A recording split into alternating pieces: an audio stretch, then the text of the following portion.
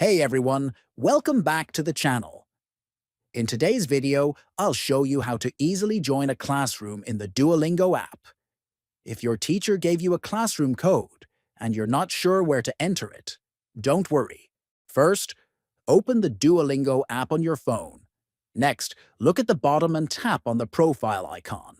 Then, on the top right, tap on the settings icon.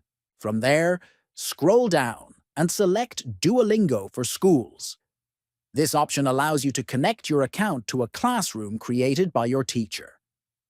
Now, you'll see a field where you can enter the classroom code.